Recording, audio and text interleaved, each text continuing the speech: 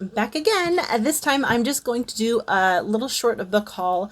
All the books I'm going to show you here I picked up from the Book Outlet, which is an online bookstore. So the first one is The Time Machine by H.G. Wells, and it's an illustrated edition, and it's a really pretty. I really like it. You can see how nice the cover is.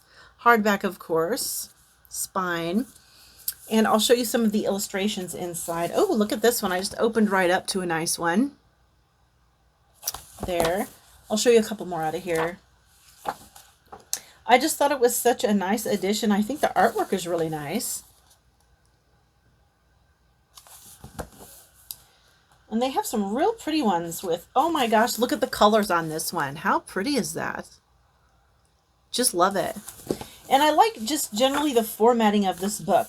I like no two pages seem to be exactly alike, and a lot of them have like a background, like a grayish background color. And then there are things like this on some of the pages. See, where they have like quotes from the book. See if I can find a nice, oh, here's a real pretty one right here. Yeah, I like that. So yeah, I can't wait to read this edition of The Time Machine. I'm really excited for it. I just think it's beautiful. The next book I got was an anthology called The Year's Best Science Fiction. It is the 35th annual condition collection. And let's see, some of the authors featured in this one are Nancy Kress, Alistair Reynolds, Eleanor Arneson, and James S.A. Corey, just to name a few there. There's the dust jacket. Without the dust jackets, it's very plain. A lot of these kind of books are. As you can see, there's really nothing spectacular about that. But I do like the dust jacket. It's a nice, pretty orange color, which I like orange. And it's got this little primate on the front, or what appears to be a primate. I didn't used to read anthologies, but just here this last year or so, I've really been interested in them. I've picked up quite a few. The next book I got is The Dispossessed by Ursula K. Le Guin. Let's see.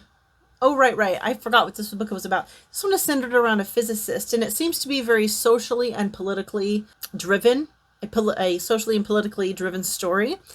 And I don't really know that much about it. I don't want to read too much of the synopsis because I kind of want to go into this one blind. But I have not read any of Ursula K. Le Guin's science fiction. I thought this would be a good place to start since Book Outlet had it really cheap. And then I picked up a couple of Ray Bradbury's. The first one is The Martian Chronicle. I actually have not read The Martian Chronicle. You would think, being a science fiction fan, that I would have read this one by now, but I have not. And I just want to read you the first portion of the synopsis because I think it's absolutely beautifully written. Ray Bradbury is a storyteller without peer, a poet of possibility, and indisputably one of America's most beloved authors.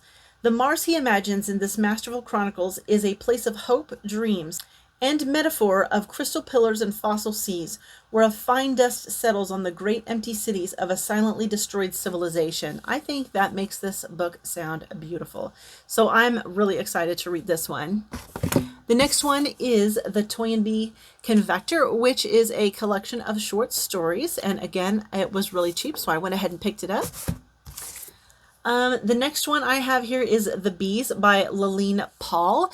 This is a story told from the point of view of a worker bee who kind of raises in the ranks, and then she does something unexpected and different and controversial to her hive, which I don't know what that thing is, but that's my understanding of what happens in this book.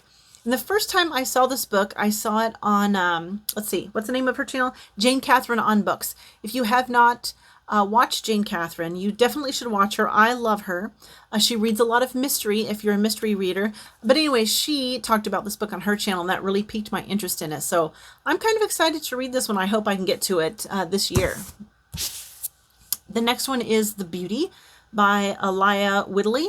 And this one I don't really know too much about. The synopsis doesn't really reveal too much, which is actually pretty nice because I think it's a horror novel. In this book is set in the future, some kind of a future where women are all dead. There's just men left. And there's a mystery surrounding some mushrooms that are growing from the ground where all of the women have been buried. And that's all I know about this book. So I'm pleased that I don't know anything about it, and the synopsis rather doesn't say too much more. because like I said, I do think it's a horror or a thriller, and those are always best if you don't know anything or don't know that much going in. And then the last book I have in this little short haul is The End of Eternity by Isaac Asimov, which has to do with time travel, and I love time travel as a premise.